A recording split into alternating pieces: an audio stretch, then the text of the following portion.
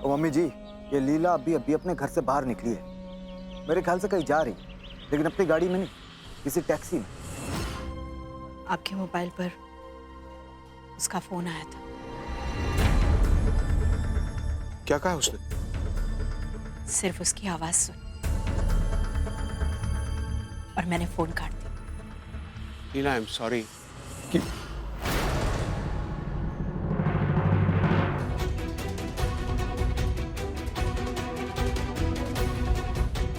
क्या आपके माफी मांगने से इतने सालों तक जो मैंने और ट्विंकल ने दर्द सहा है वो कम हो जाएगा?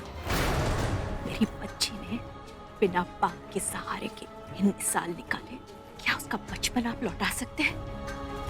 वो सारे लम्हे लौटा सकते हैं? यहाँ तक कि उसकी शादी में उसका कन्यादान उसके पिता ने नहीं, उसकी माँ ने किया।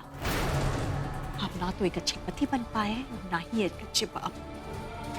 हर रिश्ते में फेल हो गया। इसके लिए मैं आपको कभी माफ नहीं कर सकती, कभी माफ नहीं करूंगी मैं आपको। उसके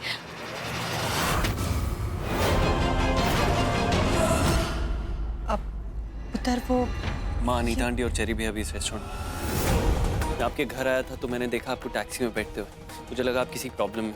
मैंने आपको फॉलो किया और देखा अनीता आंटी और चेरी भी आपको फॉलो कर रहे थे। माँ, हमें तुरंत यहाँ से निकलना पड़ेगा। अगर अनीता आंटी ने आपको और आपके हस्बैंड को यहाँ देख लिया तो बहुत बड़ी प्रॉब्लम हो जाएगी। प्लीज आप मेरे साथ आइए।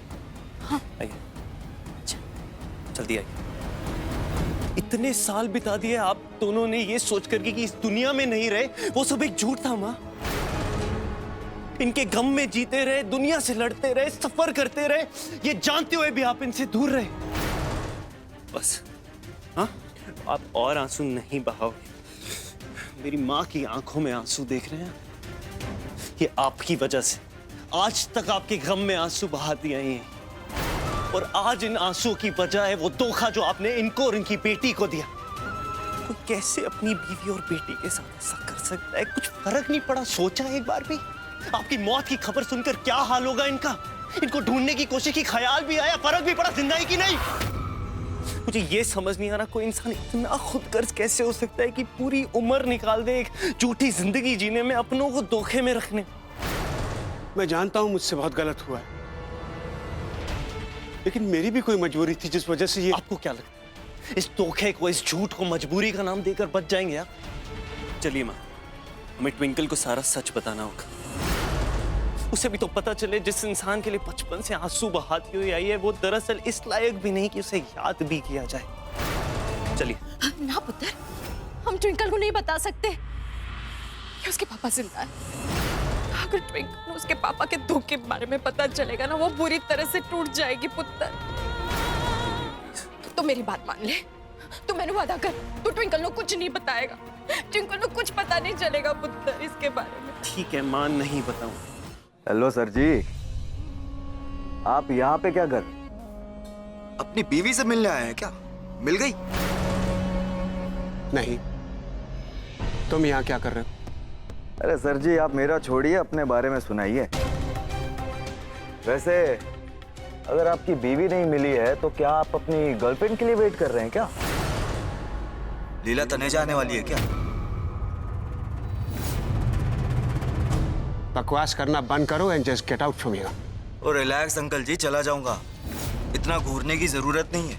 वैसे आपका आइडिया बहुत अच्छा था, लीला तनेजा के घर पे एक रात बिताने का। एक और सुपर हिट आइडिया दूं आपको। जब तक आपकी बीवी नहीं मिलती है तब तक लीला तनेजा को ही अपनी बीवी समझकर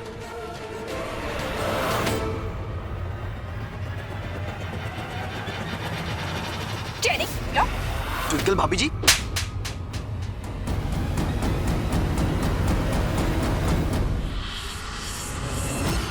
ट्विंकल बेटी, शांत हो जाओ। कैसे इंसान है आप? वो मेरी माँ के बारे में उल्टी सीधी चीजें बोल रहा था और आप चुपचाप बैठे हुए सुन रहे थे। अरे ऐसे लोगों से उलझना ठीक नहीं है। बेकार की बातों के लिए ऐसे लोगों को मुंह लगाना, अपना स्टैंडर्ड कम करना है। मेरी माँ की इज्जत आपके लिए बेकार की बात हो गई? बेचारी मेरी माँ आपकी हेल्प कर रही है, आपको अपने घर पे रहने दिया और आपको मेरी माँ की इज्जत की कोई परवाह नहीं है। कहाँ वो आपकी हेल्प करना चाहती है, लेकिन आप उनकी हेल्प के लायक है ही नहीं। Shame on. माँ ने कभी दूसरी शादी के बारे में नहीं सोचा क्योंकि वो मेरा ख्याल रखना चाहती थी।